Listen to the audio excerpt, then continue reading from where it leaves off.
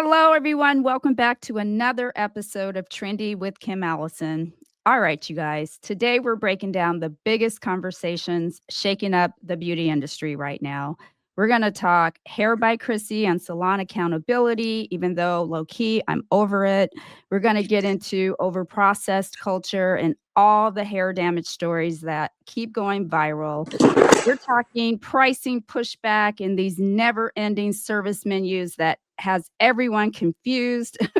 We're hitting on the burnout wave and why so many stylists are tapping out, y'all. They really are. Enrollments are down. And lastly, we're going to talk about AI and hair because apparently robots want to blow dry some hair now. So I brought back two of my favorite past guests so we can unpack all of this with some honesty, some real talk, and yes, a little bit of shady. So let's get into it. I have Jordan Pena. He's a talent, you guys, a talented baby stylist whose work just keeps getting better and better. And Miss Jenna Caldwell. She's a master colorist, educator, platform artist, and the creator of the Colorist Blueprint. Welcome back, you guys. Thanks for that introduction. Of course. Thanks for being here. Are you guys ready to talk some top industry trends here on Trendy with Kim Allison? Oh, girl, am I ever. All righty. So let's get into it. I've been All waiting righty. for this. So first, oh my gosh, let's just unpack this one early so we can get it out of the way. Because the monster, I don't even like to say the words anymore. I've given it an acronym, HBC. Used to, I mean, I can't, right? Hair by Chrissy, god dang it. Habit Salon, whatever. But what it's raised, all the drama outside of that is this accountability era. I think that we're entering into. We're being held now. Our feet are to the fire, right? Because client testimonials they're dominating the conversation. We're talking ethics, pricing, transparency, and salon culture. That's right now under scrutiny, as we know. So we want to talk about how these stories have shifted our industry standards.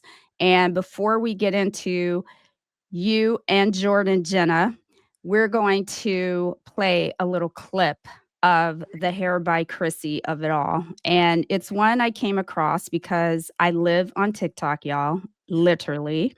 And I thought this one was a pretty good, just like a little different twist to it. So here we go. My name is Talia, and all my friends are telling me, this is Jordan, all my friends are telling me, ooh, that I should make a story time on my experience with Hair by Chrissy because I went to her twice, and all the controversy is like coming out about it right now, so I'm going to do so. Anyways, I went to her twice. The first time that I went there, honestly, it was exactly like what the girl Not Famous said.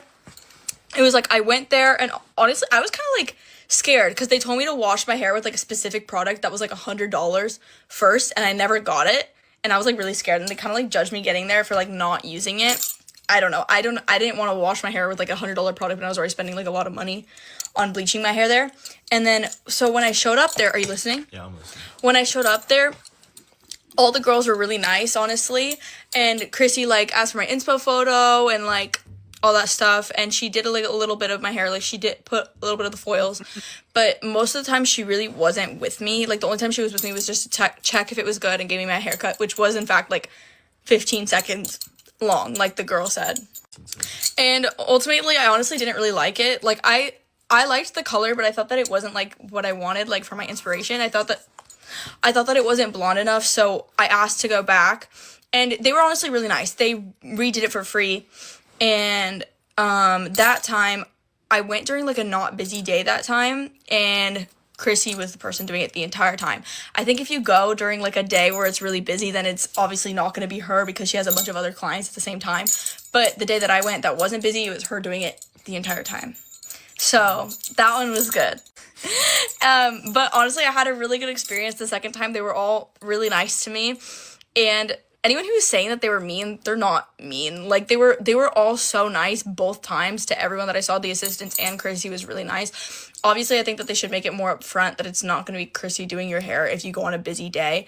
But if you don't go on a busy day, then, like, she's going to be doing your hair the entire time. It just depends on the day that you go. One thing I would like to add is that I will, like, literally insert a photo. I've been bleaching my hair literally since I was, like, in 6th grade, and it was never really damaged because my old hairstylist that did it a way to make it, like, not so damaged. And then, but it was for my birthday, and I wanted to, like, try Hair by Chrissy, like, you know, like, be cool. And I tried it, and it fried my hair, like, completely. Like, my hair, it will never go back. I've tried to grow it out, and it's really fried, and it's never been like that before, like, all the times that I've bleached it blonde.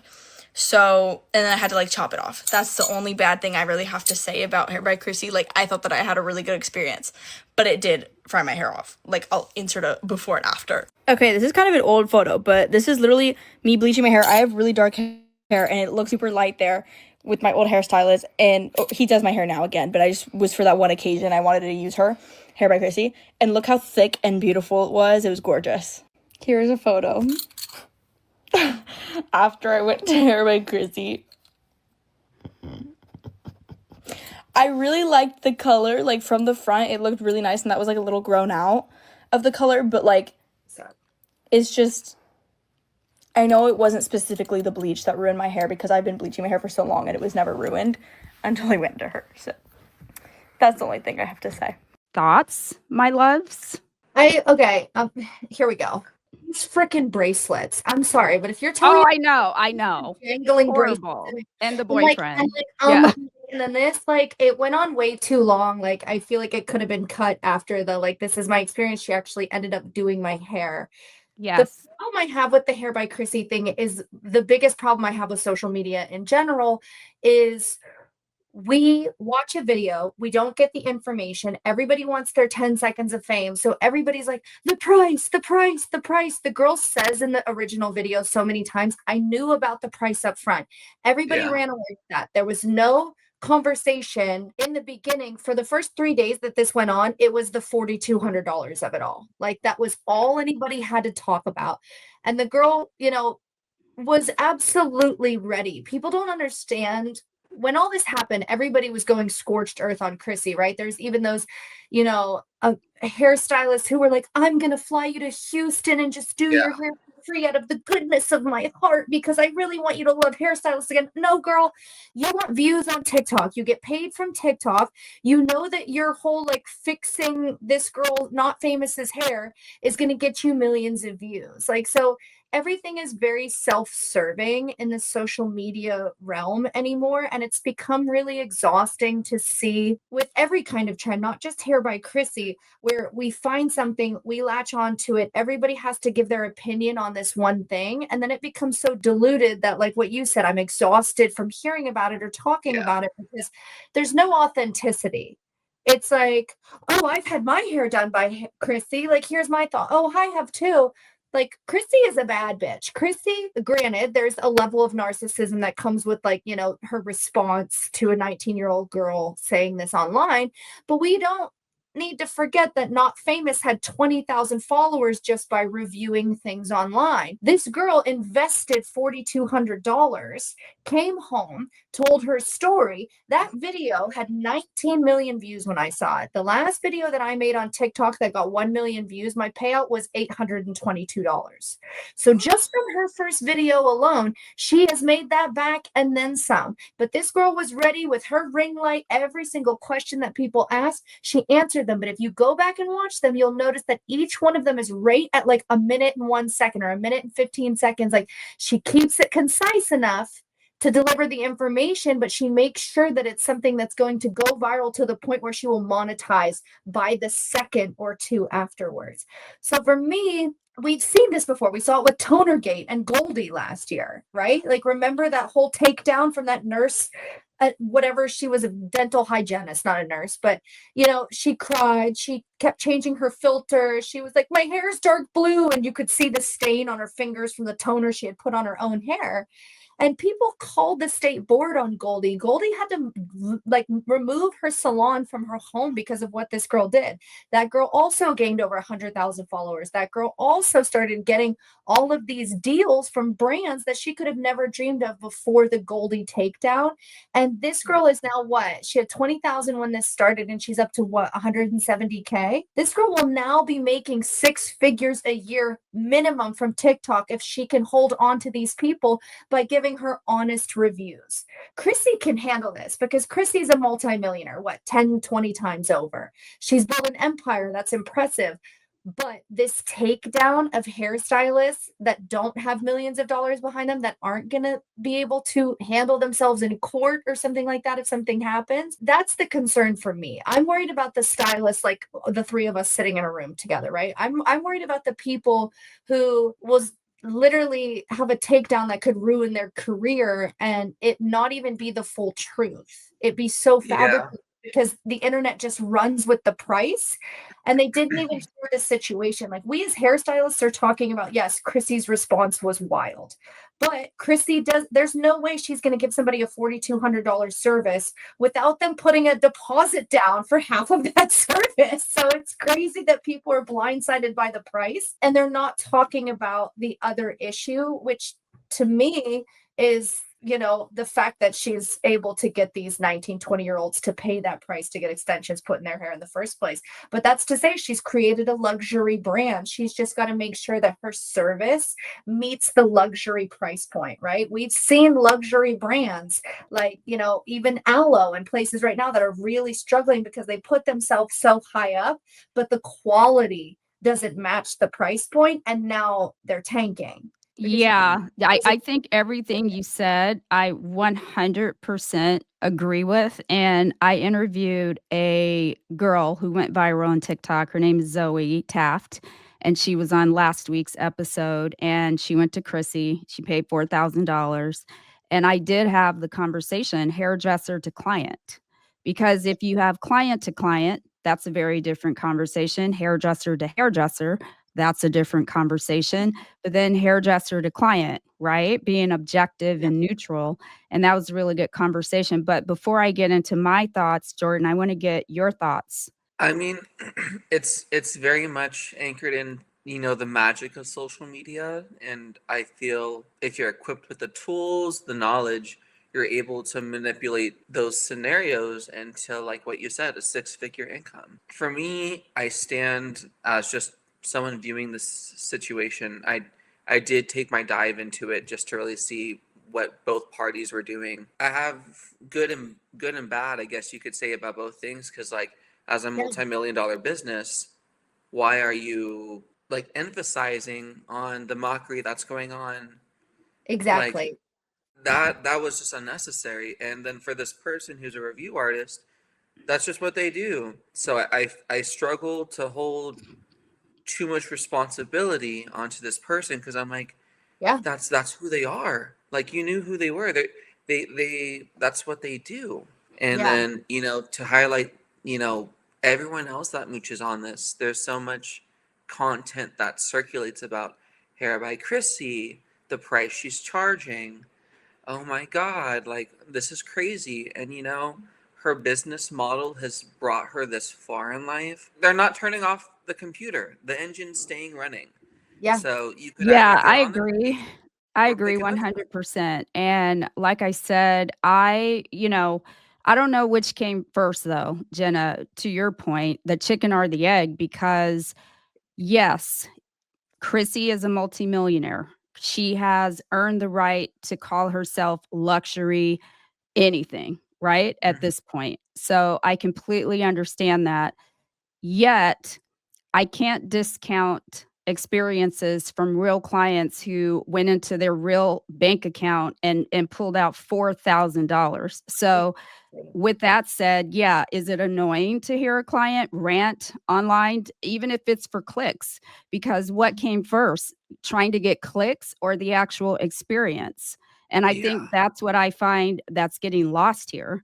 Yes, there really is damage to the hair. Yes, to the girl I talked to last week, Zoe, I felt like nothing in there. I wasn't even offered water, whereas the influencer next to me was. That's a real experience. And I don't care Yeah. who you are or how big your brand is, you have to have a luxury experience attached to that price. And that's period point Consistently. blank for me. That's the whole thing there is like you're never gonna buy a $3,000-$4,000 Gucci bag. Call them a week later and say, hey, the stitching on this is actually not done well and it's falling apart, and then go, sucks to suck. You already paid Yeah. for it. Bye. And then the Yeah. Exactly. shirts that say, we don't care if your bag fell apart. Like that's the issue, is like if she's gotten to this level because she's been able to portray herself as a luxury brand. What I'm saying is that she needs to hold herself to that standard. You can't have, I've watched so many of these videos where you're saying like one person's doing one side of the head, another person's doing another side of the head. You're giving Shein value and you're charging luxury pricing for it. I cannot ever imagine in my life having one of my assistants or anybody color half of someone's head for me and me color the other half and expect it to look the same. That's so crazy to me. Yes. That's get them in, get them out, put cash in my pocket. And this is what I think she is going to have to pivot about her business model, is that you can't be so turn and burn because it looks like greed. It looks like the late stage capitalism that this entire country is really suffering with. And I think that that's where she's gonna possibly see. I mean, we won't know. Like, she probably won't be transparent about it either. But like, I would be surprised to see her hold this and keep an upward trajectory, delivering this kind of service. I'm not saying change the price, girl. You got people in there. What you need is to get them coming back because of what you're delivering for your price point. Yeah, Well, and I think this yeah. is a teaching moment for all of us. I don't care what level of stylist you are, is accountability. The machine becomes the machine and you stop paying attention. You start looking at your bank account and you stop looking at quality service, right? And Yeah. to your point, you can't have two different stylists working on each side of the head and expect good results, if you will, or consistency, if you will, Yeah. on both sides, in And my also, opinion, right? and And so also to yeah, go ahead. don't Sorry, Jordan. my little pieces to fit right into that is like you also can't be charging $4,000 for an experience that wasn't delivered by you entirely. Exactly. Like That the common denominator in all of these girls like complaint is, where was Chrissy? It's my birthday. I wanted to get my hair done by Chrissy. Yep. I drove 3 hours to see hair by Chrissy.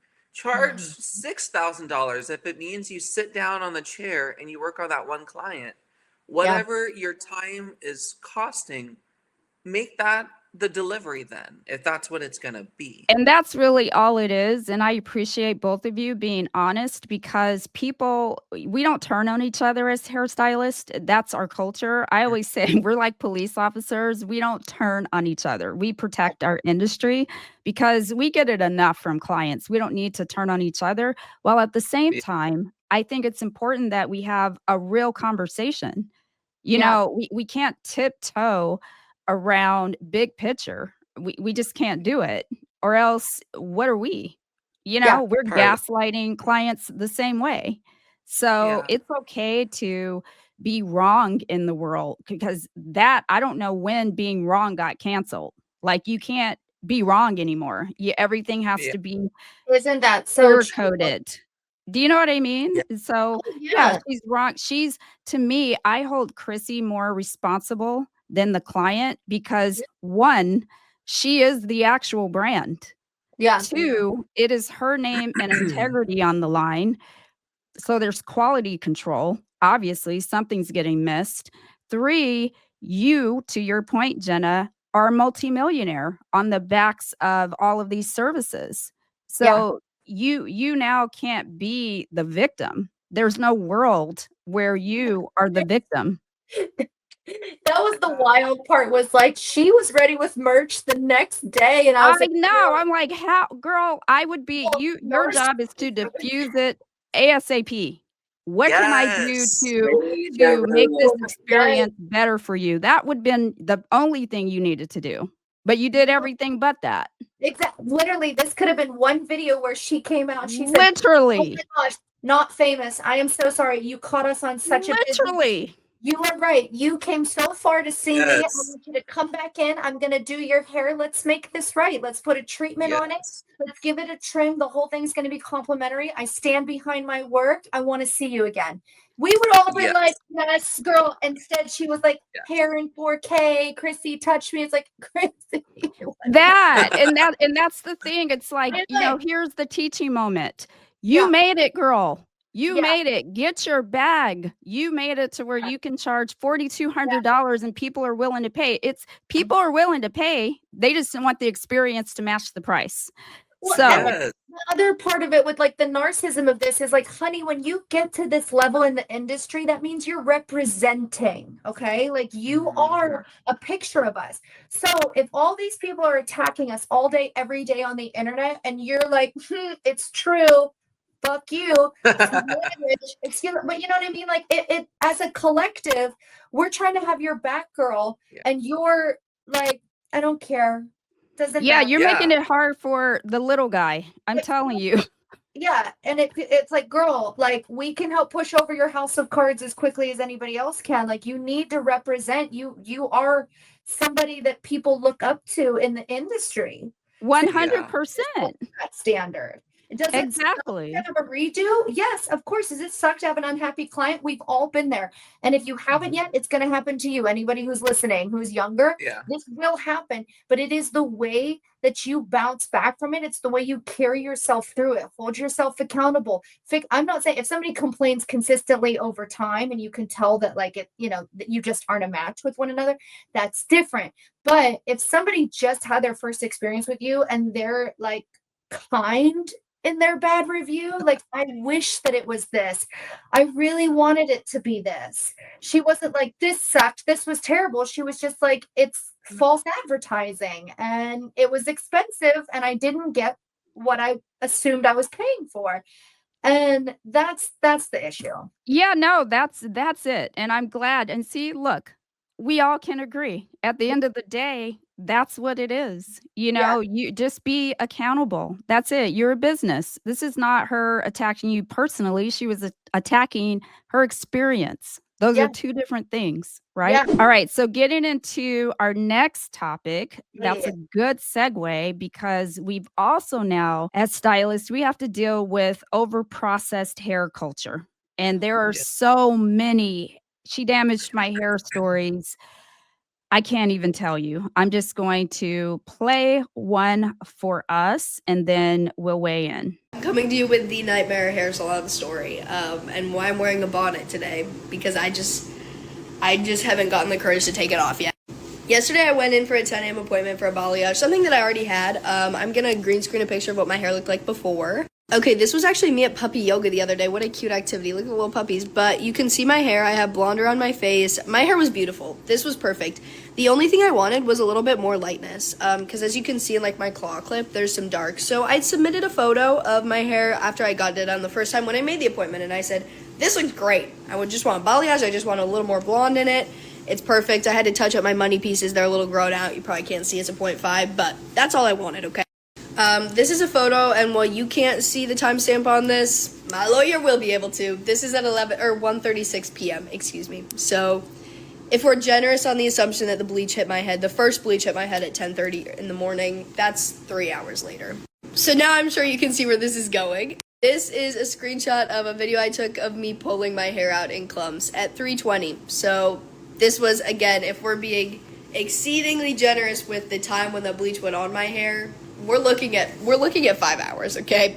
So a few things are extremely important to note here. When my hairstylist was asking me what I wanted, and I said balayage, a student hair person had come over at that point, and she said, we're doing a highlight, and I said, no, we're doing a balayage. I want it to be able to grow out naturally. The point where my color started before, I was very clear that's where I wanted it to start today.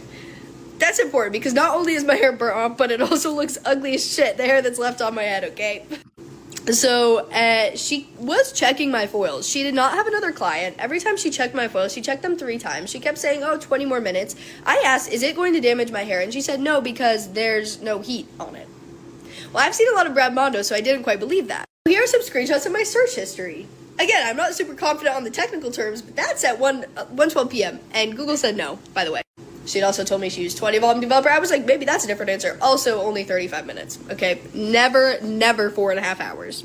So we then went to the bowl to, rinse the bleach out, and I ran my hand through my hair, and my hair started coming out in clumps, as you can imagine, because bleach sat on it for 4 hours.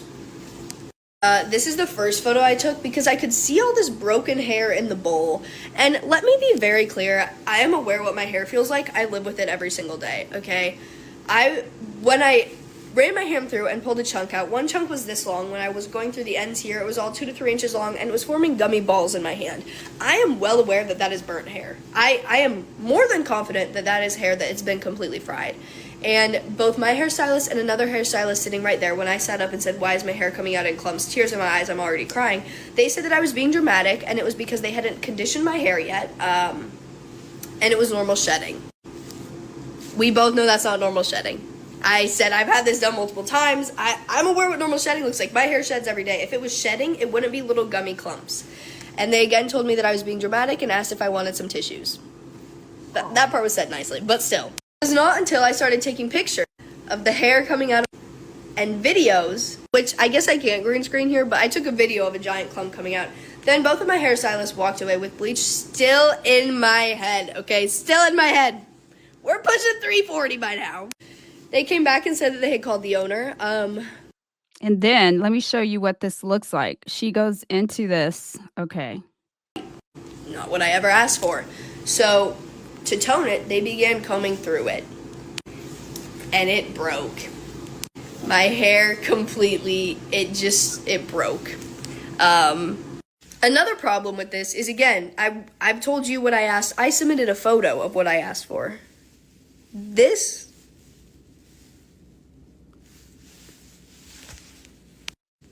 I let her blow dry my hair because she asked. So I can give you multiple stories like that. So with that said, the Was that rising. after? Go ahead. Well, I didn't get to actually see the quality of her hair afterwards to see if she's just talking shit or if she's. No, my she's hairstylist. not. I'll show you. So this is her after. My hair is cooked. I went in with very healthy hair. I'm very proud of my hair. It's come a very long way. I take very good care of it. It's hay. I've never felt my hair this dry, this brittle, this broken. If I just kind of go like this, little pieces of hair come out. So I'm very upset right now. I'm hot and bothered.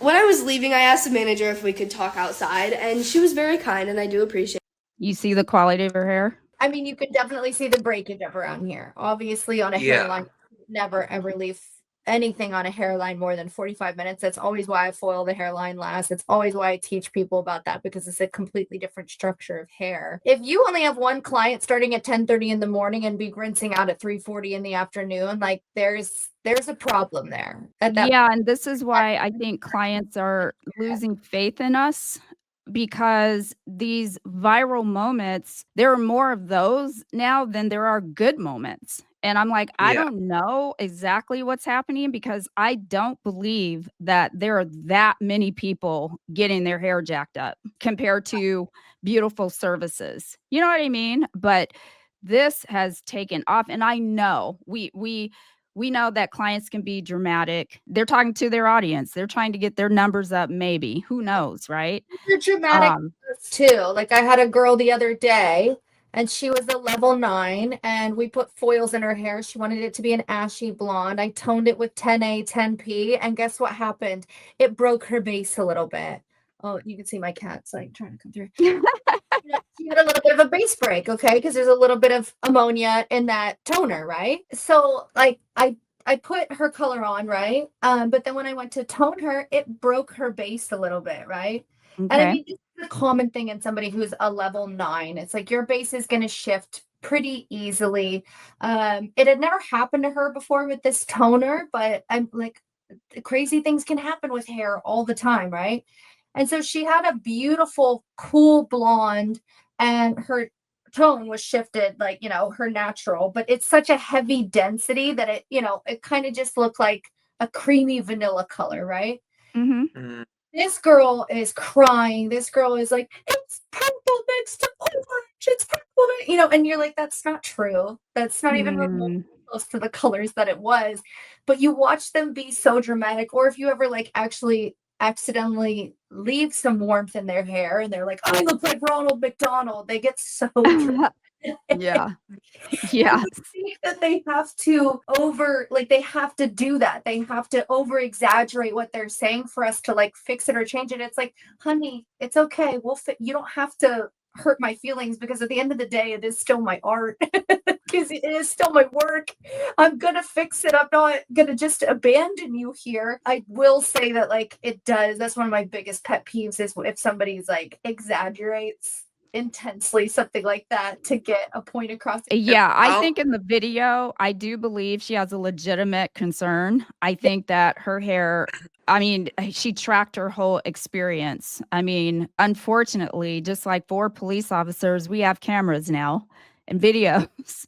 I think we have gotten a little lazy as stylists. I really do. And I think part of this damaged hair culture is the fact that we've been learning online. We Yeah. learn hair now online and not in person. And I think the clients think they're catching up to us almost because they're watching the exact same thing. And I also think they're too involved. It's Yeah. like you shouldn't be calling anything. You don't know what you're talking about half the time. Bring in your inspo No, picture. I could still do a balayage and a foil. I typically tend to, especially if you want more blonde and you don't want like a blended 2 or 3 lift. Balayage is a French word that means to sweep. That's open air painting. So when she says she wants to be blonde from how dark she was, she's not correct in saying like, no, I asked for a balayage. So that does Exactly. get when they're Exactly. they think that they're the professional in the situation, but at the same time, that is wild work to start at 10:30 in the morning on one client just for one, for a couple pops on the bottom, to her still rinsing out at 3:40 in the afternoon. But I also think as hairstylists, we also have this culture of like, it takes however long it takes, sis. And I'm so over that. Like, I saw a guy the other day and he was like, here's a balayage that took me 8 hours. And there were over 1,000 comments of, this is so great. Whatever time you take is the time you take. And I underneath it was like, how much did she pay for this? And he was like, $400. And I was like, and you're in a commission-based salon? And he said, yes. And I said, is $200 a day going to pay your bills for the 4 days of the week you're working? And he said, no. And I said, the compliments that people are giving you are nice and kind for someone starting out, but there is no reality where that client comes back to you every 12 weeks, taking an entire day off of work to sit in your Yeah. chair. That's crazy. Exactly. The 10:30 to 3:40 when we're rinsing out, that's a whole business day for one client. How are you neglecting it? How are you not pulling foils at different times? But again, we're only getting this girl's point of view. We're not getting the whole story. Granted, it is blonde and then it is dark. So for that And broken. do. It literally is broken. Well, I'll also say there was a part in her delivery. I don't know if I misheard what she said, but I could have heard a student did her hair. She did say So- a student came in. I'll say like in the least shadiest way. Personally, I feel like people who visited me in Cosmo School were brave. Cause like, like, why are you getting your highlights done at Cosmo School? Like, girl, go to a salon, please. Right. Well, and I think she was at a salon, but maybe an assistant. Like, She's calling an yeah. assistant a student. But and I will say, I mean, the breakage was undeniable. It was almost like there was miscommunication and a Pulling those technique hairs out. was not present. That's why they all need the colorist blueprint. They need to go back to I was all school. you said everybody's getting education online. I'm like, no, they're getting free social media advice. You're not That. getting because my online education in the technical blueprint, the middle part, there is multiple sections of drills for this exact situation at hand. You need to be able to get a full highlight done in an hour and 15 minutes. You have to. You cannot do this like start here, get to here for an hour and 15 minutes and let it process. That's 2 hours back here. If they're coming Yeah. every 4 weeks for a full highlight, within like 6 months, this is all breakage back Yeah. around here.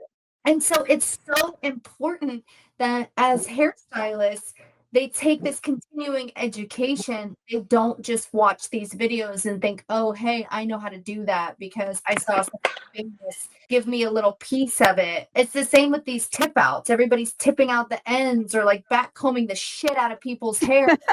And I'm like, why do you need to back comb 47 times and create something this big? Yeah. And then you're making fun of them for being tender-headed when you're brushing them out in the bowl. I'm tender-headed. Watching some of these hairstylists roll their eyes and be like, wow, she's mad that I was yanking at her hair the whole time. And I'm like, I would physically be in tears if somebody was doing that to me. So, And don't you think, like with the teasing along with the product, that now the hair is it's already compromised, right? Because you have product and the teasing, so you can't. There is no world where you yank with the- Yeah. bleach. I don't know why I keep using this reference, but I wanted to touch both sides of the coin just because I feel like I have slightly the responsibility to answer it like this way.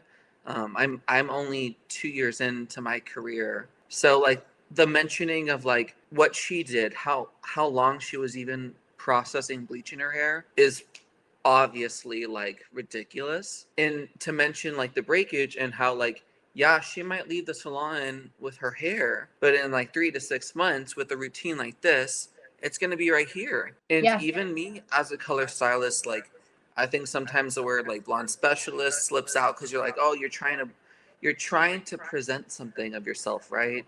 You want to like be this beacon or this sense of trust that people have, and then you see yourself, you're like, oh my god, like there's breakage, and you have to like realize, hey, maybe what I'm doing isn't working. Mhm. I personally feel like that has a lot to also do with the environment you're in. Because if you're around people who are cutting corners or if they're doing things the lazy way, like my biggest pet peeve, and I've only seen a few people do this, it's honestly why like sometimes salon suites make me nervous, is like I see a stylist that uses like, I'm gonna say it, like I've seen stylists, professional stylists using like bleach from Sally's or like Mm. Schwarzkopf bleach and Sally's developer. I'm like, no, babe. Especially with Schwarzkopf, what are you doing? That's like the strongest bleach on the market, and you're literally just painting it in these people's hair. And it's all It's about profit margin today. yeah, And I think, I'm glad you brought up those points, Jordan, because, as the professionals, we really do, as much as clients whine and complain. And yeah, of course, nobody wants to hear that, right? Especially they don't want it to go viral all over TikTok. While at the same time, it wasn't this way before. So yeah, there is something happening out there that we have to acknowledge that is actually happening.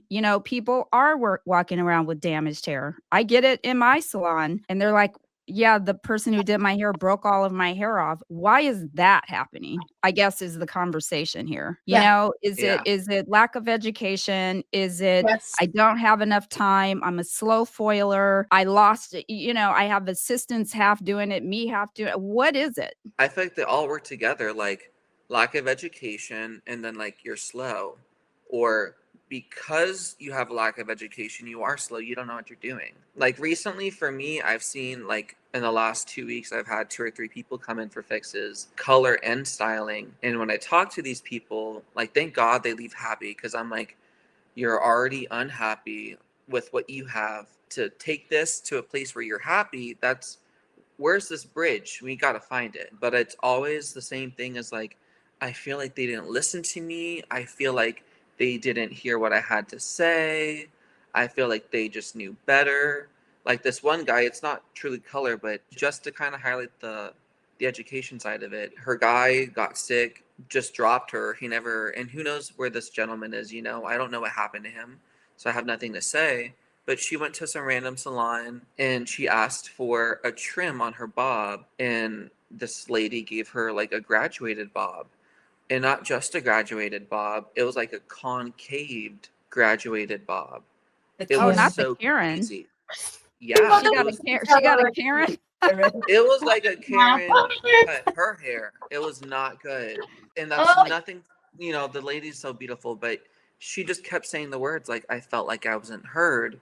And then she also was someone who I feel like we don't talk enough about in this industry. Is like sometimes I'm like scared to say it, but some women prefer male artists. Like, You and it know, doesn't matter what there the work is that. quality is. I, you know, I you're saw a sitting video here the with other day. two I was like, women, oh, Jordan. You I know that, will right? so is she. so hard on that. I'm not gonna drag you to filth because I'm a nice person, but Well, let me tell you, I really try to put my work where my mouth is. I do not. oh no, I'm with you. I cannot tell you how many times in my 13 years of a career a woman has said to me, well, men just know how to do it better. And I'm like, really? That man with short fucking hair who's never had to style his own long hair in his life, who doesn't have curly hair, who doesn't have fine textured hair, Yes, because he has a penis, he's so much better than me at doing your hair. crazy. Somebody who also has curly, fine hair, exactly like yours, Sharon.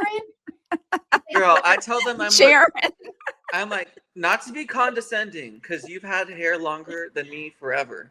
But this is what I do. Or I'm like, You I'm know, a boy, letting you know my boy perspective. no, like I highlight love that it, Jordan.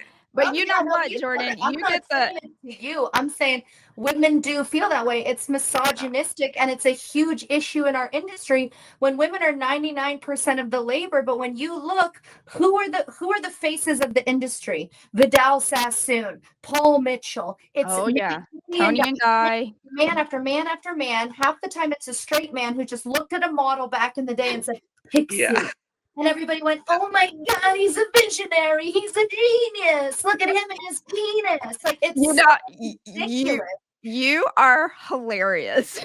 And Jordan, I was gonna say you, my love, you get the best of both worlds because gay men, I mean, Oh, you have the man body, but you can kiki, you know what I mean, and say whatever you want. oh, we have a good time. I tell girls, I'm like, gay men can call women like ugly, and Oh like they yeah. laugh. They're like, They could, yeah, bitch. Yeah, they yeah. could call you anything and put bitch at the end, and they're like, kiki, kiki. I'm like, really? What if I said that? I No, know. but It's like it's so funny. that is so true. They really do. But I And saw that women, even in Cosmo School, like my teachers Oh, were yeah. like, it made me kind of mad, I have to admit, because they're like, oh, he's just gonna have it easier because he's a guy. I'm like, hold on, girl. My curls do look better, but like, I'm gonna let you have this one right now. Because you know, I you're like, literally, but so you're saying you don't want to take away, you don't want this to pad your artistry, the fact yeah, that you're a well, man. Yeah.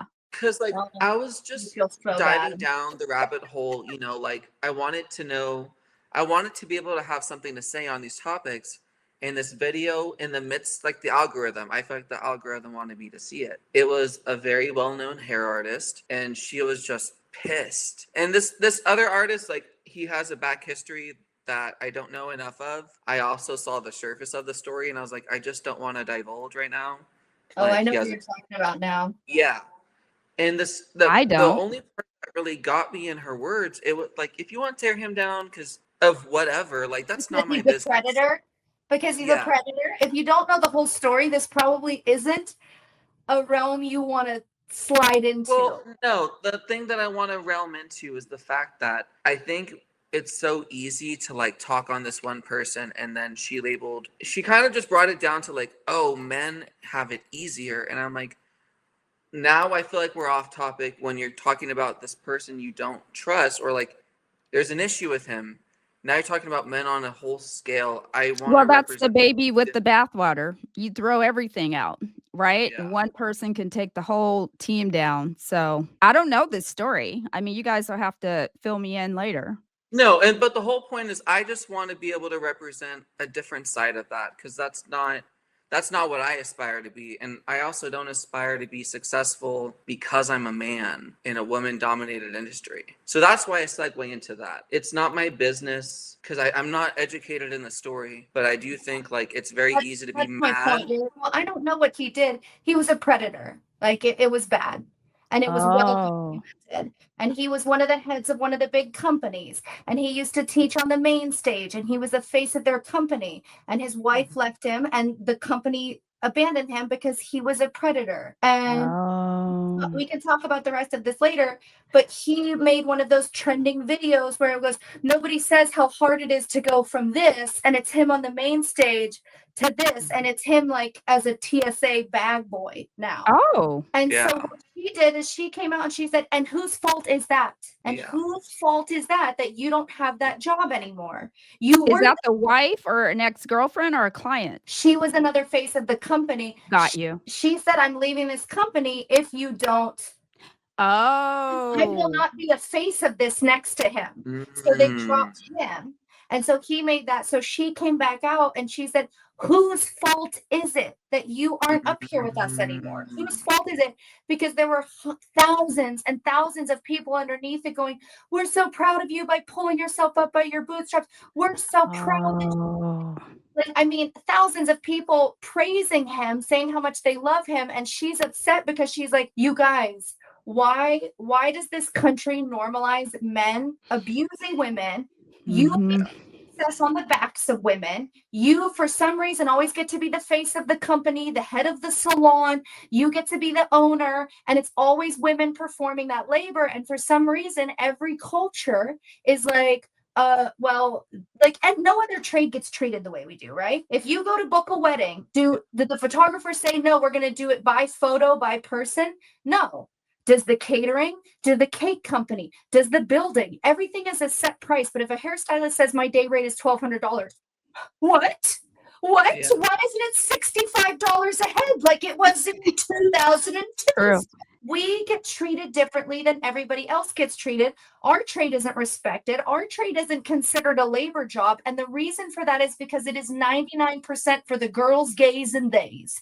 It's a patriarchy. It's bullshit. And that's why I get heated in situations like this, because I'm sorry, Jordan, but you're giving a little not all men to us right now when you're saying, but it's not me. I don't want to be represented that way. But the reality is that like our whole lives, especially somebody who's been doing this for 14 years and watching men whose, I'm sorry, curls weren't as good as mine, going right over me for a promotion, a guy who doesn't show up early, doesn't stay late, and he's getting credited on a photo shoot that I worked 300 hours more on. He showed up day of, styled some hair, and his name is the one in the magazine when I was behind the scenes coloring for 300 hours to make those 5 images come alive.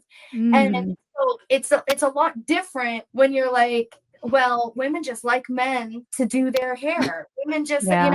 it does feel a little bit crunchy to me, only because of what I've been through and what I've seen, because I did start out under the global style director of one of these major brands, and I was treated like crap by him. And he really did see success. He made so much money off of me, and he literally took my art and took credit for it. And so I do feel a way. If you can't tell, my cheeks are getting red, guys. I'm getting and I don't mean to yell at you, and I don't want you to think that I'm like, in a pejorative way, like, but it is frustrating to hear something like that being like, well, we have it tough too right now. And I do agree with that. And in the era Well, of like, I wouldn't say, well, I don't want to miscommunicate, but I don't think I have it tough too. Those are the things, like, that's what spiraled into my dive when I was looking at a lot of these things. And it made me feel away because I was like, whenever men are in like represented in the industry, it's always extreme, but it's a good or a bad. I don't know. The way I've been seeing things on social media, mostly just because I'm a hermit crab, it's just always good or bad. Yeah, you're saying there's no middle? It almost made me feel grouped in there because I'm a male in this industry. I think that was my point. No, I know well, what you're damn. saying. And I will add to that, and again, not to make it about race, because I don't generalize racism, but it does apply here as an example, because some things are just what they are. And as frustrated as we are and can be and angry, it's not going to matter because they are what they are. Like, people look at men differently than they look at women. They just do. If someone sees Jenna and somebody sees me, it's a different experience, because that is nothing Jenna as a white woman, and Jordan, you didn't ask for this skin tone, neither did I. We have no control over how we're treated because of it, if that makes sense. And so if you are a man in this industry and heterosexual women, I'm sorry that if you're a heterosexual woman, you've got a certain energy toward a heterosexual male or a male in general sometimes, right? And unfortunately, some men are dicks and that sucks, and we do as women, we have to work. If I take a black person, you have to work 10 times harder to get one step with the white person, right? And I feel like women are like that in hairdressing. We have to work 20 steps to every one step that a male takes. And I don't know if we're ever going to be able to undo this. I don't. I think that we're working towards it, but I think that's why it's important that came out and said what she said, because he was trying to garner sympathy and victimhood. I felt really personal to it because as somebody who has worked for people who are at the top, who do treat you that way, who make comments about your body, who say really horrible, obscene things, who have really treated you like crap, used your labor. Oftentimes for editorial work, it's completely free. I never got paid a dime for the thousands of hours that I put in, but I also never got my name put in the magazines either. It was always him. And if you said something, he would gaslight you. He was absolutely terrible. And so to see her talking about the fact that he came out and so many people with like what you said, I don't know the whole story, but here's my opinion. And that's kind of where I'm like, no, let's back up, because there is a huge missing piece of the story, and it's the victim's story, and this isn't to just bash, and I don't want it to become that, but I do want to just remember that if we're going to bring up something that is that like coded, that we need to know the whole story behind it, I think is more important than just being like, well, somebody said this and I had a feeling about it. And it's like, if you were personally a victim of that situation, you would have that reaction. This has been a real issue in our industry for a very long time, where, like men at the top who own things really did. I mean, it's getting better now, but that's also a lot of where sweet culture came from. People left these toxic salon environments. We were leaving, somebody making a 60-70% commission. Like for me at the salon I'm talking about, I was making a 10% commission for 5 years. Like I would make that man $3,000 a day and I would walk home with 300. Like it was, Icky.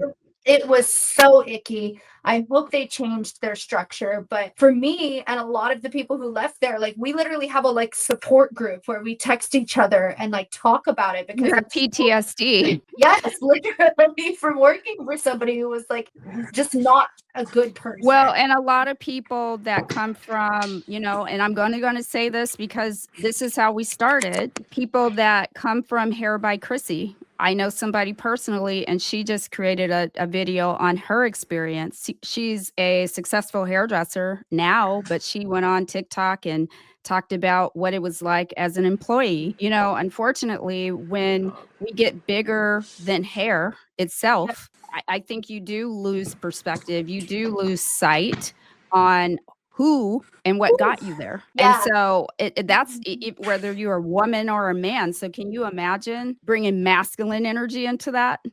I mean, I experienced it at Tony and Guy years ago when I started.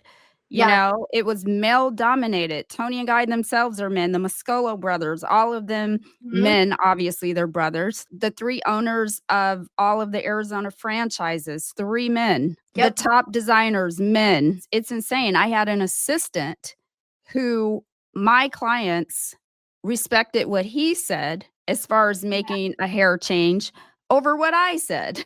Yep. Would shampoo hair, and by the time they sit in my chair, even though I've been trying to talk them into a short haircut forever, well, his name was Samuel. Samuel said that I would look really good with my hair short, and they're pulling up their hair. What do you think? Do you think what do I think? Girl, I've been telling you what I thought for a whole year, but thank you, Samuel. I know.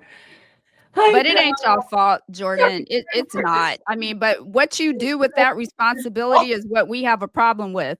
You can't take that weight that you carry and be an asshole. Yeah. That's all we're saying, right?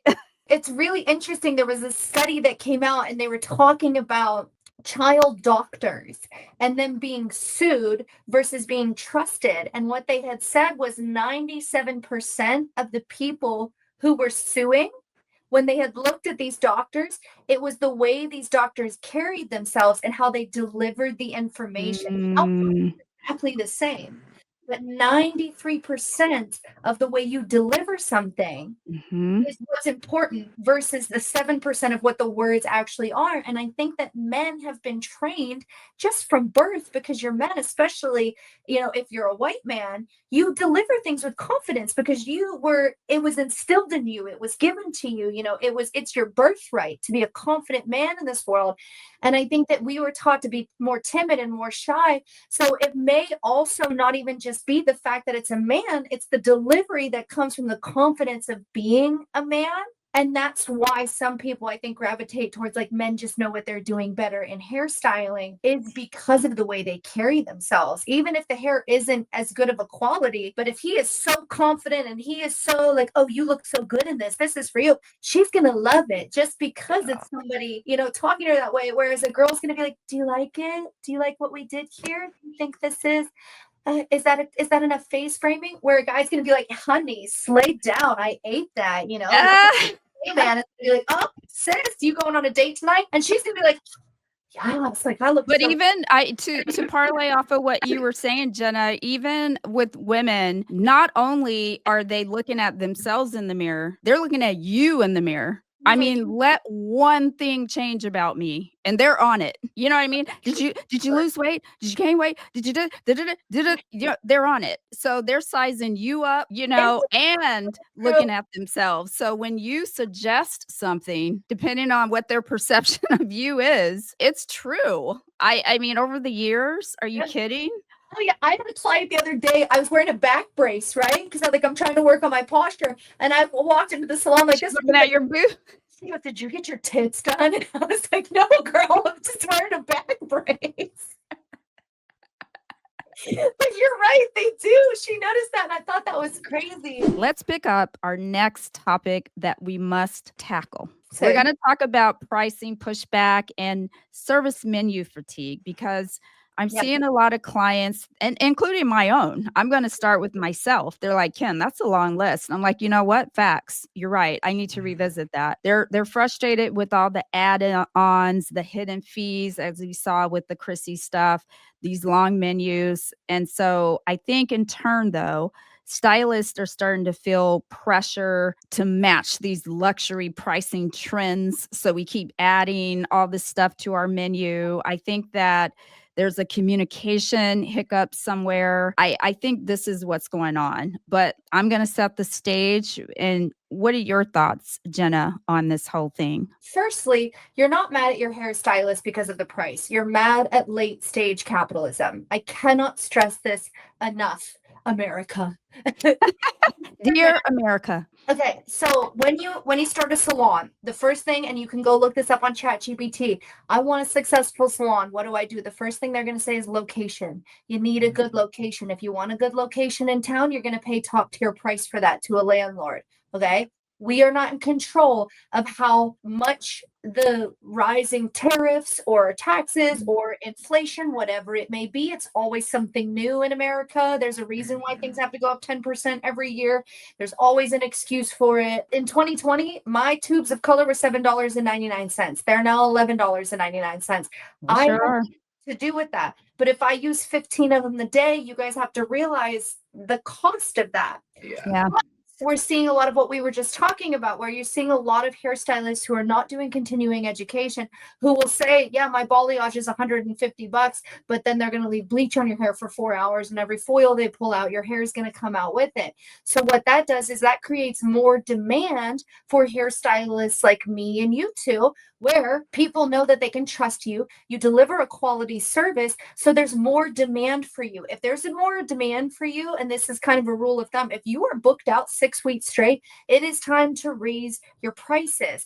And that's what we do. So when we're consistently booked, we're consistently raising. And now we've priced out so many people who are looking for a hairstylist, but it's because we are actually advancing in our careers. The whole scenario of us becoming really expensive, it's actually not us that's doing it. It's a cosmetology school system that's failing them. They don't come out of school with a great education. They No. wash or foil or cut hair after school. They're taught how to clean things and keep you alive. That's literally, they're taught sanitation, and they're taught like the most basic of haircuts that they have to do 3 or 4 times. Facts. Cosmetology board is the only thing that cosmetology schools are focused on. It's failing them. It's failing us as salons, because now I have to hire an assistant. This assistant doesn't even know how to blow dry hair. That means that on my off time, I now have to train that assistant for what they should have learned in school.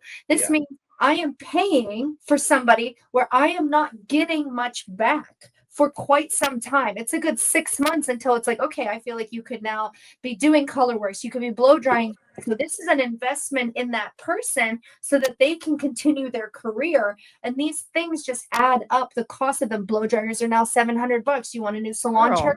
That's $1,000. Yeah. Very different than it used to be. And like I said, you are never going to have a plumber come to your house and be like, well, I want to know what the charge is per pipe. They say, you know, I'm going to be at your house for 3 hours. This is the cost of that. Yeah. Yeah. I genuinely believe that I understand why hairstylists are going to these pricing, you know, this hourly pricing or this per service situation. We're dealing with the same things that they are. You have to have an actual place. We can't run this out of our bedroom. It's not an online school. We don't work in tech. We physically work with people. That means we have to have a space that's accessible, that has parking, that is in a good part of town where there's a lot of foot traffic. People can see you. You get recognition. All of these things cost a lot of money. And unlike every other industry, we are expected to just stay at a $45 haircut, I guess, until the day we die. The day you die, girl. Yeah. You are absolutely right. And Jordan, you work in and I agree with every single thing you said. Clients don't factor in what we actually make on that service. If the $100 that it took to color your roots or your hair or whatever service you charged, you got to minus out the product that it took to achieve that service, and everything that it takes to keep those doors open goes into that ticketed item, and taxes and savings. Are we not supposed to save for retirement? Right. So that part. But Jordan, you're a commission stylist, right? Yes. And you're in a pretty high-end salon because you're in Saks. Yes. Right. And she owns 2 locations. Yes. Right. So with yours, because I know, Jenna, a little backstory on Jordan, as though he's not sitting right in front of us. But anyway, he started in the salon he's in now. He left too early. He left the nest, flopped, his words, and then he came back because he realized, yes, I wasn't ready. So now that you're there, what does pricing look like in a big salon? Saks is kind of like the experience is already elevated. So I run off with what the salon's base prices are. And then those increase obviously with like demand, actual like results, you know, having the technique behind those things. So those are all graded at the base of the start. So like a partial starts at 125 if you have like long hair, and it starts at 95 if your hair is like to your shoulders or like in that boob-ish area. So I try to start there, and then I create customized looks. So I tell everyone, I'm like, bring pictures of things you like and don't like, because like your color service isn't going to say partial highlight at the end of the register. It's going to say color transformation. What we're doing is transforming your color. I'm able to really figure out where I want to be in the price, and if I deserve to be at that price, I don't really fluctuate too far away from like the base price of the salon, unless like what are you getting commission wise? It's 40-60 split, and then it goes up, I think up to 70-30, but it's all result driven. 40-60, 60 to you. No, 60 salon. Okay, gotcha. Yeah. Okay. So 70-30 would be me 70, salon Oh, 30. okay. at Okay. high end once you get to a certain tier. Exactly. Like my Okay. books need to reflect it. Yep. My work needs to reflect it. My Yep. attitude needs to reflect it. That's interesting. I like to hear everybody's pricing because everything is changing. Every salon's doing it differently. So like I kept it old school. I have, I'm a color specialist. And so, I have a color work, a partial highlight, a full highlight. You can add on a toner, you can add on a conditioning service. I've got a men's gray blending. I've got a full balayage, a partial balayage, and then a color work with face framing, color work with partial highlight, color work with full I highlight. like that. I think I'm pretty much the same. And as you guys know, my backstory, I just came into having to do color in 2020 because my old partner, who was my colorist for 24 years, we were a duo because we came from a departmentalized environment coming from Tony and Guy. So I had to specialize in cutting. She specialized in color. So we needed each other. We built our clientele together. So we were the dynamic duo. So in 2020, when she retired, so all of her old clients became my clients. And now suddenly I'm picking up foil. And I literally didn't even do that in beauty school. So I was like, oh my God, I'm starting. So you talk about COVID being the best time because YouTube University was my friend. Yeah. I found hairdressers like Guy Tang. I found Josie Valet, Jesse Styles. Who else did I find? I found Dana Jamie, whatever her name is. I don't even remember now. How many people I just don't know in the industry? You think you're following everyone and everyone's following you. And then all of a sudden you come across somebody and you're like, wait, you're amazing. How did Exactly. So these people, I was trying to learn during the shutdown. What do I do? Right? Because she didn't leave me her book or anything, and that's her intellectual property. That's her stuff. She shouldn't have left it. She does. That's her stuff, right? So I had to literally figure out everything. But to pricing, I work in a salon suite place, and we have seasoned blonde specialists, seasoned people in there. And we just had a conversation the other day, and they said, Kim, how much do you charge for a partial highlight?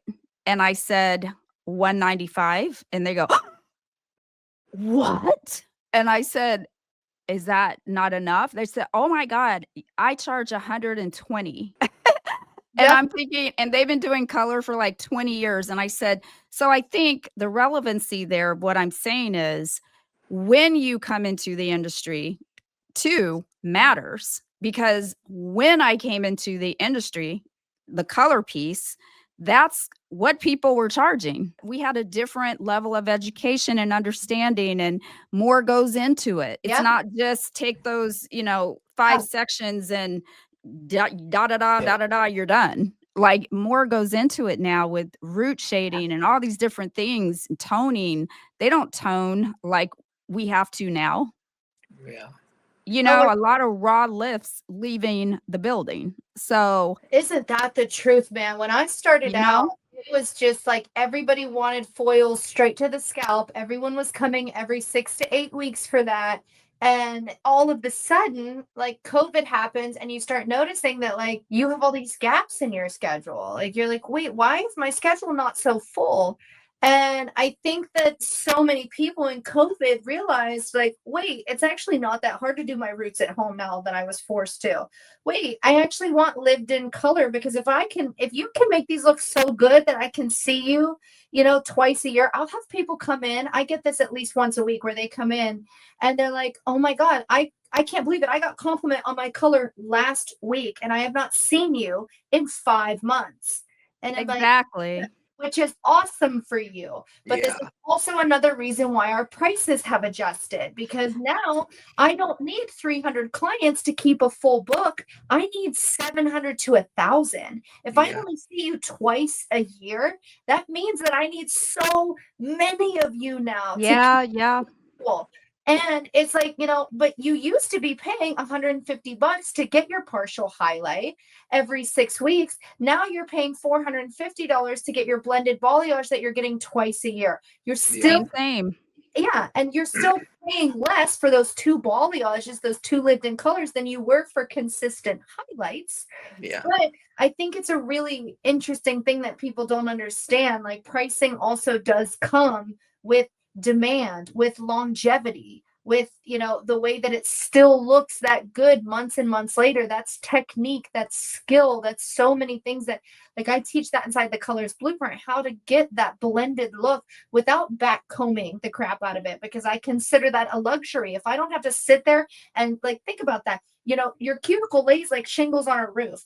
Imagine somebody's coming and just, would that feel great on a roof? If you took a rake and did that across a roof over and over and over again, would that roof have that same quality after the 150th time you did it? Because over the course of, like, getting your hair done 4 times, that's what you're talking about.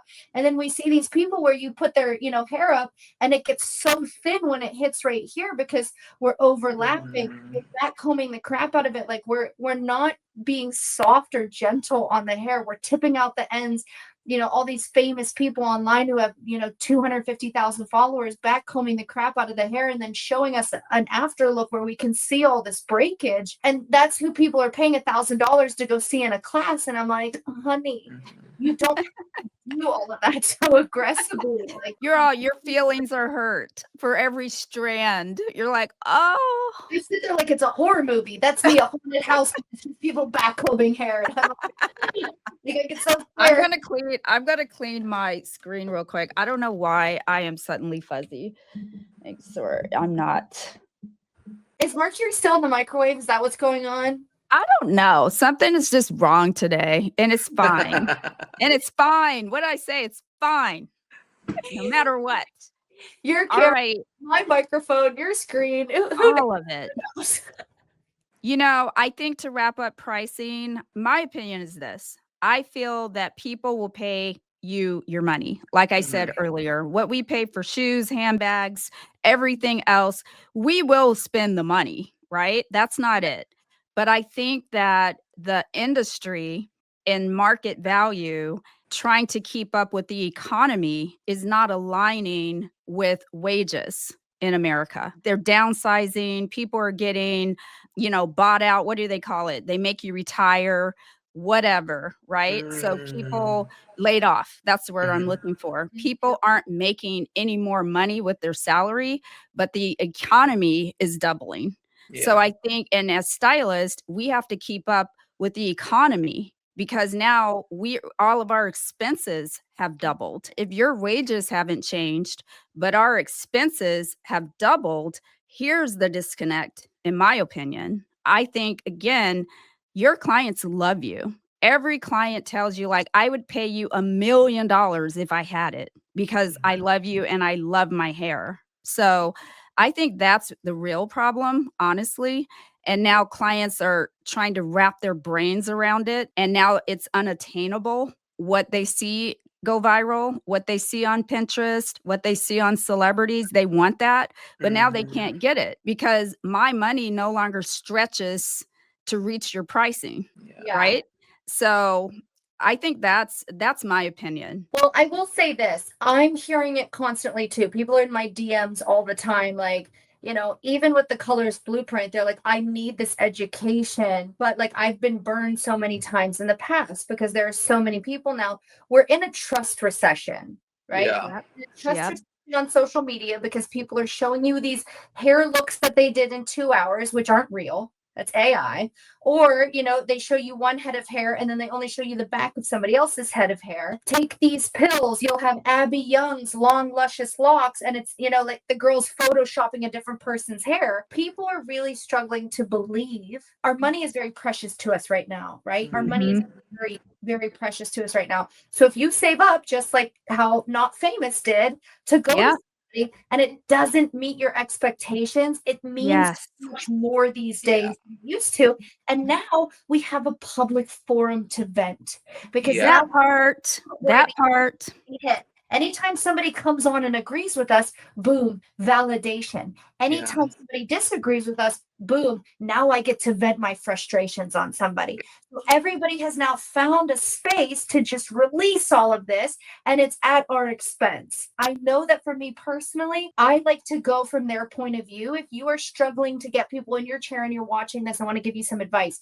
You need to go down through your own system. What does it look like from the minute they see your work on Instagram? Is your link tree right there? Is it easy to click on you? Is your salon booking? It should go boom, boom, boom to your books. If you only do consultations or you only do something like that, it needs to be transparent on the top of your website. I always let people book things, but I'm really good at checking if I see a new client and then texting and reaching out to them. Hey, girlfriend, I just want to make sure that we book you enough time that you need. Could you send me some pictures of what you want and a picture of your current hair? I don't make people jump through those hoops anymore. I don't make people pre-book anymore. I've noticed that if you hold a spot, a big piece of real estate for 8 months on my schedule, and then 3 days beforehand go, oh crap, my kid has a recital, I totally forgot. Yes. You're much more likely to cancel it. So I don't even force pre-booking anymore. Get in there, book what you want, because if you book it that week or the week before, you're probably a lot more likely to keep it.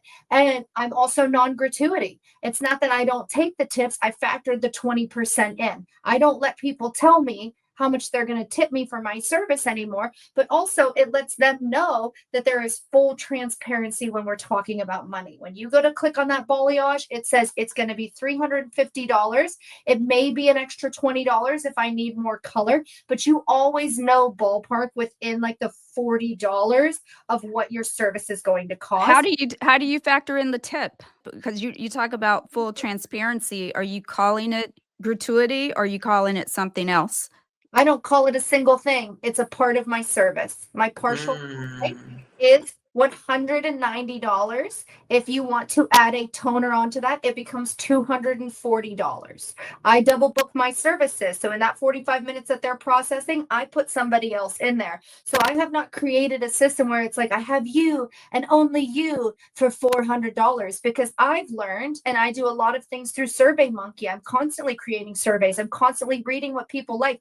People do not like this hourly pricing. Nobody wants to pay they for the don't. 45 minutes that they're processing while you're sitting in the back eating mac and cheese. They feel like they're being robbed. So for me, I'm a double booker, and they know that they're getting a service, and this is in the mid-range price level, right? Like that's not expensive for being a 13-year. No, not at all. But here's the thing, I'm booked and I'm busy. And for the days of the week that I work, I have 6 clients almost always, unless they, cancel within the last few minutes. But I am booked. I was booked through Thanksgiving, like up through November. I'm booked through December, minus I think probably I have 4 appointments left, but I know they're going to fill. But it's because I listen to what people want. People love that I'm non-gratuity. And every time, because I still average 3 new client requests a week. When people sit down in my chair, that's one of the things they say. My friend said that you don't take tips, and I love that. I went to Europe this summer and I did this and that, and it is so nice to just pay for a service, especially when a service has become this expensive. Well, Jenna, I'm asking for a friend, that friend being me, because the gratuity is something I, grappled with. I want to take it away. It's uncomfortable. You give them the screen and you're like, pick one of those, and you walk away. You don't even want to look. Yeah, I mean, it's terrible, right? And then I went to a restaurant here in good old Scottsdale. Why did she bring, as bubbly as she was throughout dinner? Now they check you out from this little device. You don't even, you know what I mean? Why did her ask, give me this little device, and it was defaulted at 30%? I'm like, 30% of the meal? That's what's And upsetting. then it went 40 and 25. I was like, wait. And so now you're shamed into, is there a custom option? I mean, because I have 30% to give you, but I don't want to give you 30%. I don't care what you did. I mean, are you crazy? It's becoming a system of where, again, late stage capitalism, they want us to pay each other's bills. They don't want to give us anything anymore. Everything you do now is designed for corporate shareholder profit. That's why the temperature is so high in this country. That's why everybody is angry. Yeah. Everything is boiling over because same. I went to a drive-through the other day, a dang drive-through for a taco, and she reached out to hand me the clipboard, and I knew that meant that she wanted a tip for a taco in a drive-through. And Oh no. Oh no. I mean, we could do this dance all day. Aviator Nation, the clothing line in Yes. Santa Monica or near Malibu, that location, they walk around with the Yeah. little device so you can pay. They get tipped. Oh yeah, the gas 30%. It gas said at station- 30%. I'm like, wait, this is a clothing store and a jacket, an Aviator Nation jacket, just that rainbow, like zip up sweatsuit jacket is Yeah. like $250. Imagine the relief that somebody feels when they get on my website and they say, "Oh my God, you don't accept tips? Oh my God, my balayage is going to be $350, give or take 20, $40 because my hair is thick." And you already know if you have thick hair to expect that. Or if you're like, "Oh, my hair's pretty thin and I get it done regularly, I bet it's just going to be that $350. Great. And now there is no awkwardness. I don't have to kiss your butt. We can have a real human connection, but I also know the quality of service I give. But again, I don't feel bad at the end of the day if I worked on your hair for 4 hours and you gave me $5 because I'm gonna internalize that. I'm an Aries, right? Like I'm gonna Same. 3 a.m. I'm gonna be laying in bed like, did I brush your hair too? 1000%. And I Yeah. can't do that, and I don't want to do that. And I think But that were you 350 and then you just took tips away, or were you 300 and the Mhm. 350 is where you added the tip? when I left the salon and went to the suite, I was like, you know what? This is a structure that I want. What is going to make people come to me? What is something that sets me apart from the other people down the street? What is going to, because a lot of my clients had to make that choice. Stay at the nice luxury salon for the luxury salon itself in downtown Austin, or are you going to come up to the Arboretum? You're going to get your hair done by me in a suite. I mean, granted, I still have the hot towels and the steam towels and the aromatherapy and the massages. None of that changed. But like, there is no concierge to give you like lemon infused fucking grape water. That Whatever. part. Yep. I was like, what do I do that makes people choose me? I know now that not only do I have an amazing referral program that everybody knows about, when girlies are sitting around a table and someone goes, "Oh my God, I just paid $800 to get my hair done and I was there for 6 hours." If you're my client, your ears are perking up and you're going, "Oh, I know somebody who's reasonably priced. She's one of the fastest foilers west of the Mississippi." And I have deliverables and I execute on them. And people like that about me. And that's why I have the reputation. And that's why I'm constantly getting messages about new clients. I would say, I mean, even in November, I had 4 new clients in November. I'm in a situation where I'm like, "Have you met my assistant Reese?" What's going on, So Yeah, no, I can relate to all of that. And before we get into some AI in hair, because these robots have entered the chat, relating to what you just said, I do hair really, really fast. What I do well, cutting and styling.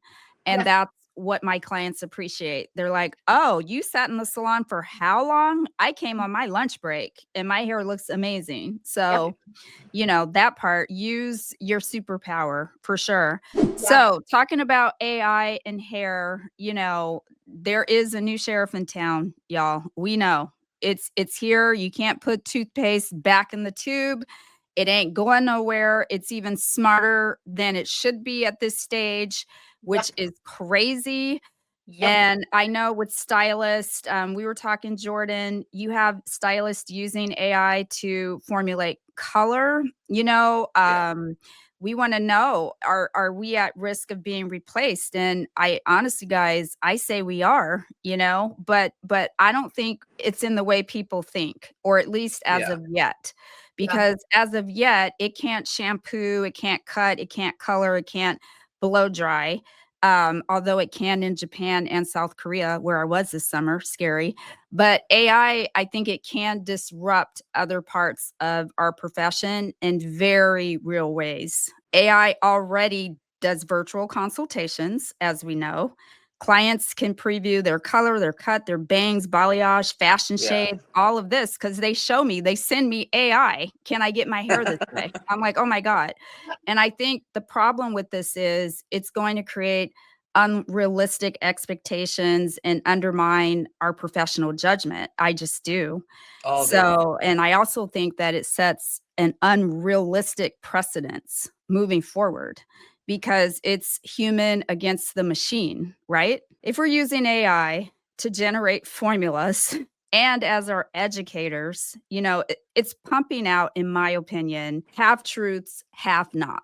So Mhm. it's pumping out misinformation that clients are beginning to trust. And that's the scary part. Yeah. These AI tutorials are more trusted. And Jenna, you said that earlier, than us licensed professionals. So to get your thoughts, let's start with you, Jordan. How are you seeing AI show up in your salon? I mean, just the same way. I get a photo through a DM or it's right in the chair, and it's like, I mean, it's just clearly AI. It's this crazy color. It's so soft, like the hair has no definition. And then the other thing is, it's never an accurate representation of their hair as well. It's like usually something wildly different. Than mean, what they're able to achieve? Yes. And you were saying that you had someone. I knew of someone. I knew of Okay. someone because I feel like I always want to make sure that I'm doing my part and like not half-assing myself. Because it's just a reputation. I want to Right. make sure if I say I do good color that I actually do good color.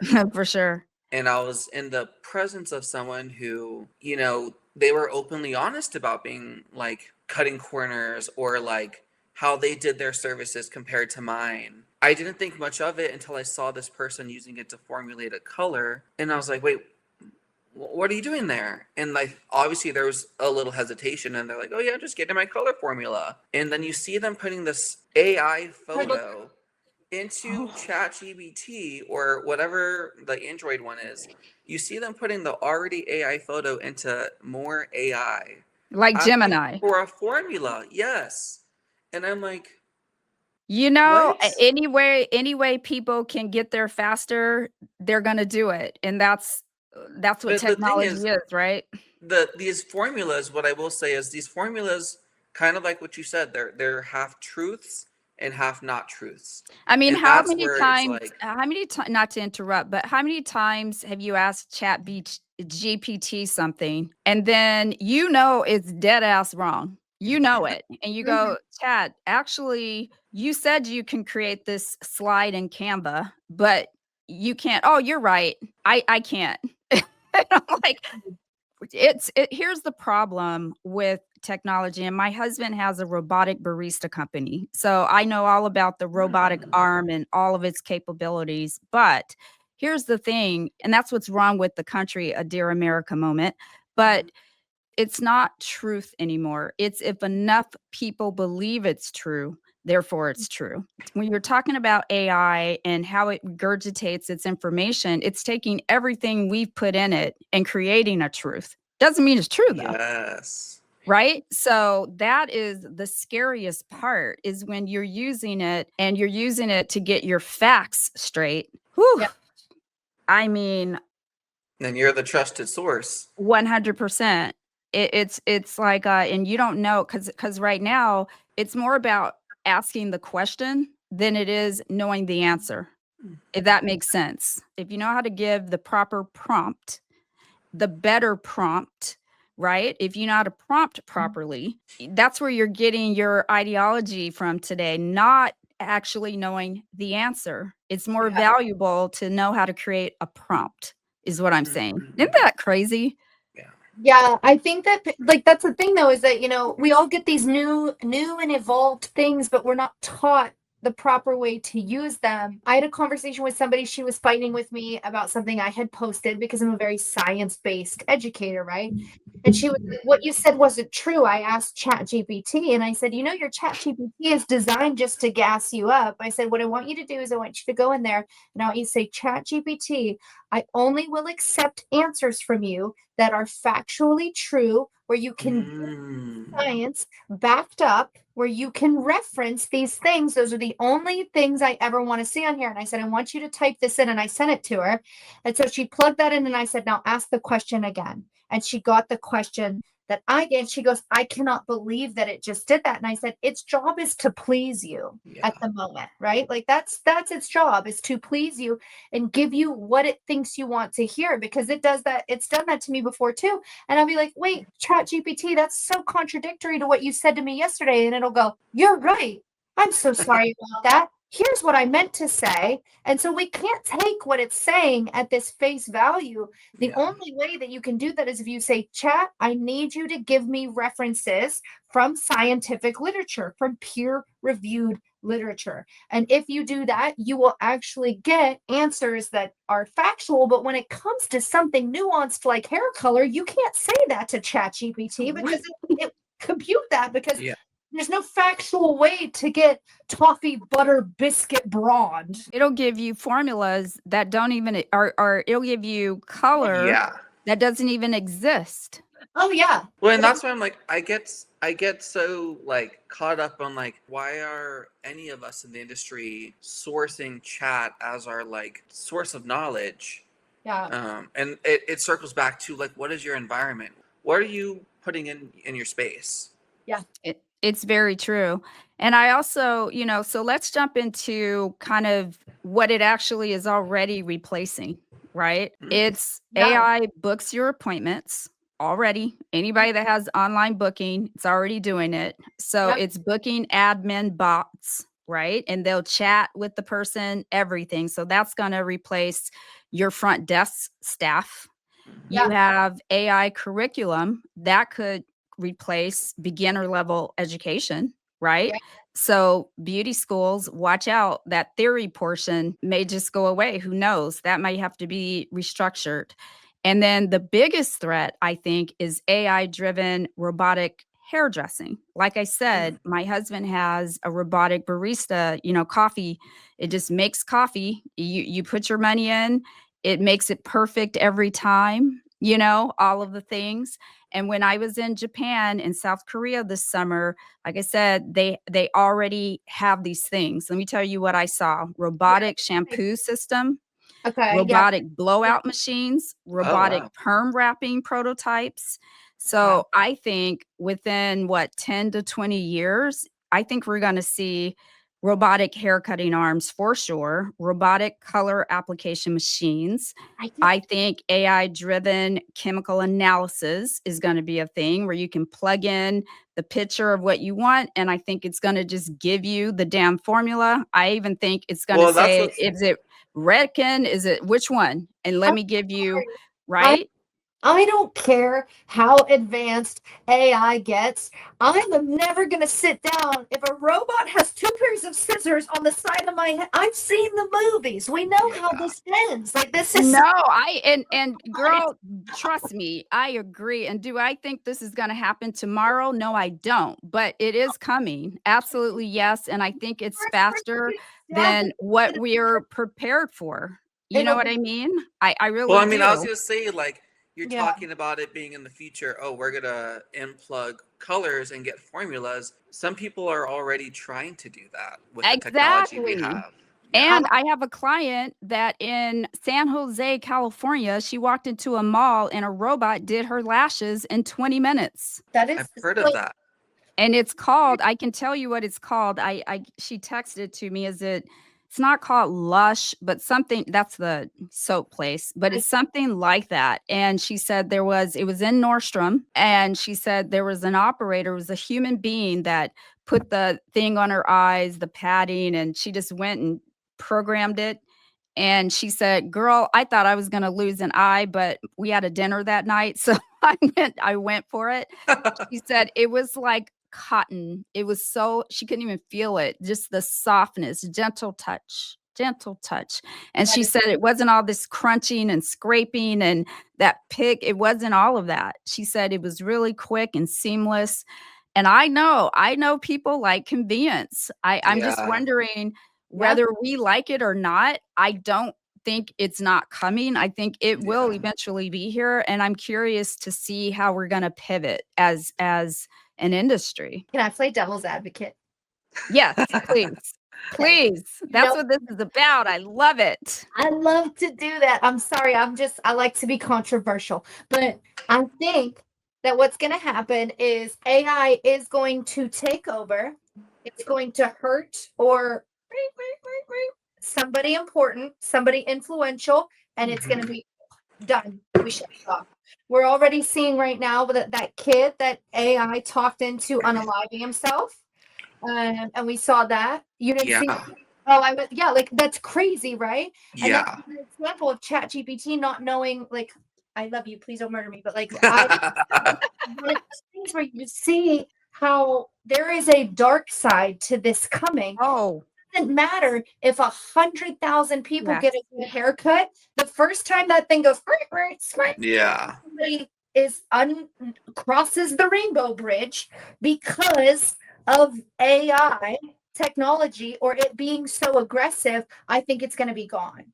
Oh, I'm like- 100%. I know that it's not anywhere close to being there yet. I do know that, and I think you are 100% right. It's going to take a fatality. I would worry about computer jobs. I would worry about tech jobs. I would worry about, that realm of things. But when it comes to physical work, where other human beings and touching other human beings is involved, I think that we will be the very last hit by it. And I think that once it hits us and something like that happens, the whole system collapses. Well, No, and I think that and we may it be the doesn't first have, to recover. yeah.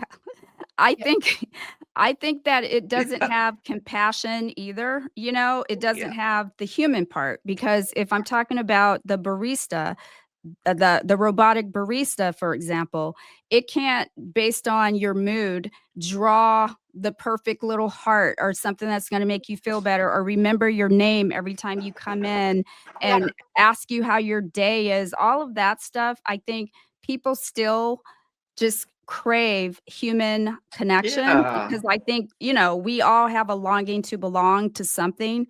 And when you isolate behind computers and you isolate behind things, AI is just another one of those things, in my opinion, and it produces weirdos. You could tell, and not you, Jordan, but you need to get out more before you become a weirdo. I know.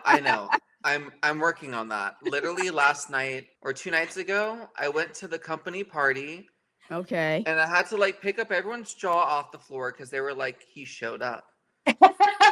And I was like, you can expect this again. I'm going to start showing up. I love it. Look, you showed up today. You're here on the screen with us. Woohoo. I love it. So you guys, you can't get out of here without my games, right? Yes. And I believe that we have unpacked AI. I feel like I don't think we have anything to worry about. I think we'll all be long retired before this becomes a problem for either of us. But, I definitely think we need to start thinking about what we need to think about. You know what I mean? If you need help imagining, you can go watch Black Mirror. I watch There's it. plenty of scenarios that are aligned to this topic. And people are falling in love with ChatGPT. This woman, she has a whole ass relationship with ChatGPT. It was saying like 80% of people use it as their therapist, but it's a level of narcissism, because if it's just going to agree with you, if you're like, I really hate my sister, that's the problem. Crap, and then it's like, well, that's a really interesting way to present the your sister, though she means well, is in the wrong here. Like, it doesn't. Yeah, you're going to end up telling a dark person that they're right about being dark. I just think that we are going to see a skyrocket of it for the next 3 years, especially while we're in this administration who has admitted they're putting no checks on it. They're just letting it go through. But you're also seeing countries like Australia come out and say, Absolutely not. We're going to do the opposite. Yeah. Zero social media, zero anything for anybody under the age of 16. You're right. And China, I'll chime in, said they're now going to require that for your social media stuff. If you are not an expert in that, you are not qualified to speak on that. That would be great. Yeah. Like if you're not a hair colorist, please stop telling people how to color their hair. Home Yes. stylist, for example. I agree with you completely. And also with like in the age of AI, like I have a friend who is constantly making AI photos of herself and posting them every single day. And you know, she looks 15 years younger. It's like her hair is always perfect in them.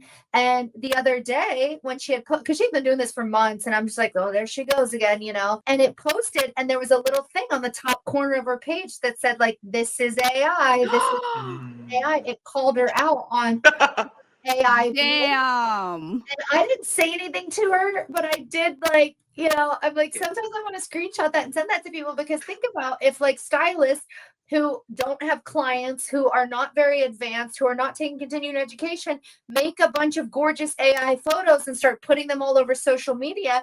This is how you get situations like the girl that you showed us in the video, where it's like half your hair is white, this half, it looks like there are no foils in, because all of that hair broke off and left just your brown hair down here. That girl's really lucky she has thick hair, because if that were my hair, I would have had a pixie cut, and then I'd be in prison for a felony assault charge.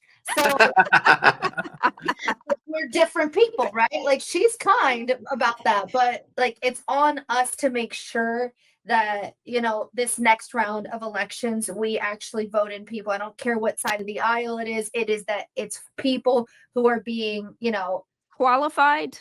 yes, and being powered by people. Like I don't voting for another person who's in APAC, who's in this or that. I don't care what side of the aisle you're on.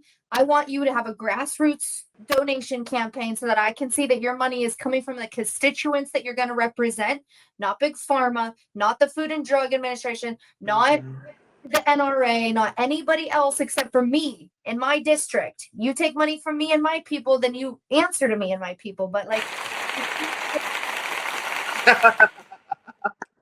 I think that we should all start to get there. I think I like seeing the shift of where that's going, because we're seeing what unchecked everything means, and it just means chaos. It's chaos for everybody, and it's exhausting. I just like, I want politics to be boring again. 2028. Oh my word. I want politics to be boring again for sure. I just want them to do what they do best, because I don't want to be a politician. I don't want to have to think like a politician. I just don't want to. I don't want to have conversations with people all day, every day. Constantly. Yeah.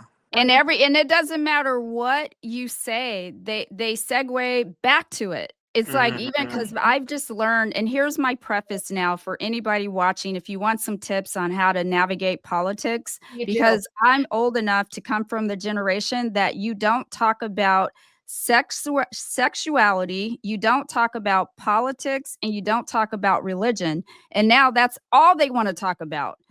Sexuality, politics, and religion. It's like, dude, there's a reason why we didn't talk about that before. But I preface with this because we can't get away from the conversation now, right? So I say, I'm happy to share my opinion, but I'm going to preface, are you blindly loyal to either side? Because if you are, I'm not going to have a conversation with you, because it won't be a conversation. It's going to be a debate of you trying to change me, and I'm not trying to change you. And I'm not interested in having that conversation. So I have a game for you guys. It's called Price is Right, the beauty edition. Because we talked about pricing, clients are always roasting us. We're going to have you guys guess what things cost. Okay? That's fun. Are you ready? Yes. I want you to guess the price of this magic powder that can make or break your career. Okay. Bleach. Pro Blonde Life Lightning Cutter. What size? Closest to it without going over wins round. I don't know this. Is it 40? I'm trying to look at how big. Joico. What size? Yeah, like the size, because the size is kind of hard to tell. Give me the range that you think it is, because I'm going to give you the range. Okay. I'm gonna go with $38. If it's the Okay. standard, if it's the one that's just this big. Okay. So within a range. Okay. And you, Jordan? Like the same 38 to 40 because of tax. Okay. So you got to say something else. She said 38. So which well, one? I 40? had said 40. Okay. So that's the price. It's anywhere from 29, what is it, to 48? Yeah, To to 46. 47. Yeah. All Yeah. right. So you guys, you got it. I'll give you both a point for that. There Okay. you go. All right. So this next one, we use miles of this stuff. Okay. What's the damage on one roll? First, tell me what it is. We use miles of this stuff. Oil. What's the, Oh, the Thank photo you. hasn't updated yet. there we go. No, I'm not showing you. I wanted you to guess first. Oh, okay. I tricked you. What do you think this Reynolds goes for? How many sheets? How many sheets are here? 7. 500 is the same? Oh yeah, 500 count right in front of my face. Okay, a 500 count. Oh, that was right there. Yeah, $24. Jordan? I'll say 22. Okay. Oh. Okay. What's the price? $25.99. All right. Okay, so that went to Jenna. I wasn't sure. Yes. Okay, so this next one, let me see if you can guess what it is. Guess the price of the product clients swear, in all caps, fixes everything. The Is product. this K18? I was gonna say it's a 10 because That would have been funny. So K18, guess the price of this duo. God. Bond builder. It's a bond builder and then the pre-spray for like Yep. minerals. Mhm. Okay. $180. 180? Yeah. Okay, Jordan? I'll say 168. Okay. You both went over. It's 126. But Oh. Jordan, you're the closest. So you guys are 2 and 2. There we Okay. go. Slay. All right. So 2 and 2, tiebreaker. Okay. What do you guess the price of these are? Okay. 100. Framark gloves. They used to be $10. I don't know. I what they are. know. They're like almost tripled. Clients, you hear what we have to charge now? This is why. These used to be 100 of them for $9.99. That's what it used to be for I years. literally just got some last week. I'm like trying to remember. Then you should know, sir. I'm like $26. 26. Okay. Are you ready? Tiebreaker 26. Jordan says, and what did you say, Jenna? I said they used to be $9.99. What? Jordan says 26. What do you say? I did 15. 15. Okay. So Jenna wins the round. There's Woo-hoo! 1750. Slay. Who wins at 180% markup? Truly, Nobody. Yeah. who wins here? Okay, so to go out, you guys, we're going to do this one. Words that are related to our industry. You're going to shout out, love it or hate it. Okay. Okay. Okay. Are we ready? All right.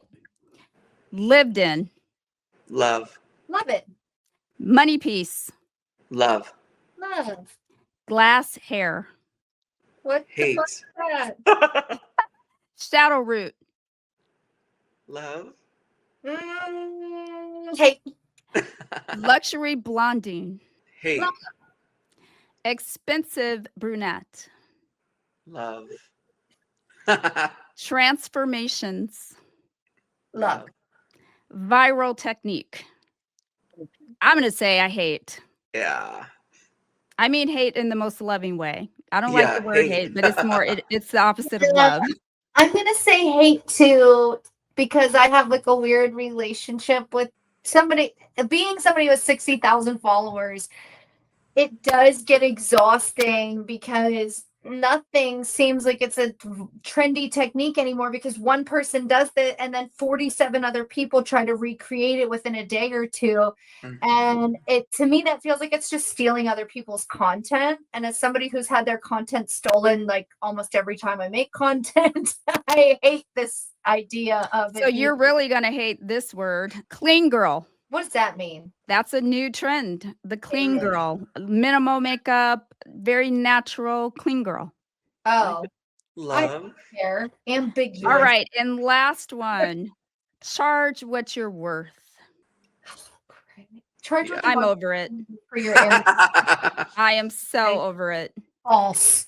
No. Shut up. Because what you're worth is your blue sky. And those who do that, who shouldn't, are the ones messing up people's hair. So Yeah. that's why I say nay. Yeah. All righty, you guys. So much fun today. I love this trio. We should do this again someday. And I think we could come up with some more topics that we are not afraid to speak on. You know, tiptoe around, right? Yes. So where can everybody find you? Jordan, where can they find you? Like social media wise? Yes. Yeah, so you can find me on Instagram and TikTok and YouTube at Done by Jordan. Where are you located? San Antonio, Texas. And the name of your salon? Main and Company Salons at the Saks location. Perfect. And Jenna, where can they find you? I am Jenna M. Caldwell on all platforms. And I'm here in Austin, Texas. And I have a salon suite in the Arboretum. Yay! All right, guys. Have the most amazing day, and I'll see you next time. Bye. See you soon. Thank you, love.